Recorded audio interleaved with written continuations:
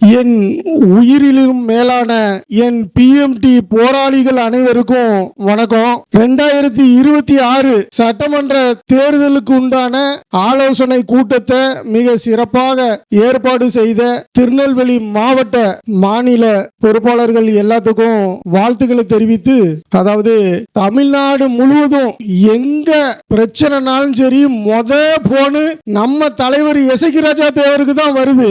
எங்க பிரச்சனைனாலும் முதல் குரல் களத்துல நிக்கிறதும் நம்ம பிஎம்டி நம்ம போராளிகள் தான் நிக்காங்க, நம்ம தலைவர் தான் போய் நிக்காங்க. அதனால பாட்டாளி மக்கள் கட்சிக்கு எப்படி பாமகவோ அதே மாதிரி ஒட்டுமொத்த முக்குலத்தோர் சமுதாயத்துக்கும் பாதுகாப்பா இருக்கக்கூடியது இந்த பிஎம்டி மக்கள் பாதுகாப்பு இயக்கம் தான். அதாவது நம்மளுடைய தலைவர் நம்ம சமுதாயத்துக்கு கொடுத்து வச்சது பெரிய பாக்கியம் தான் நம்ம சமுதாய மக்கள் சொல்லணும். அதாவது 24 மணி நேரமும் சமுதாயம் சமுதாயம் என்று உண்ணாமல் உறங்காமல் ஒரே சிந்தனையில் செயல்பட்டு கொண்டு இருப்பதுதான் நம்மளுடைய தலைவர் KN இசக்கிராஜா தேவர் அவர்கள். நம்ம தலைவர் ஏற்கனவே சட்டமன்ற தேர்தலில் 2 முறை வேட்பாளரா நின்று போட்டிட்டு இருக்காங்க.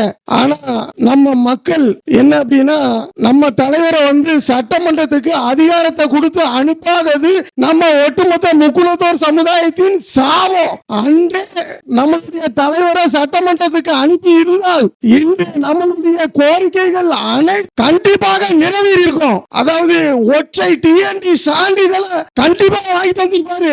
மதுரை விமான நிலையத்திற்கு பசுமன் முத்துராமலிங்க கண்டிப்பா சூட்ட வச்சிருப்பாரு. அதே போல கள்ளர் மரம் என்ற அரசாணைய கண்டிப்பா வாங்கி தந்திருப்பாரு. ஆனா அதை நம்ம மக்கள் பயன்படுத்தல.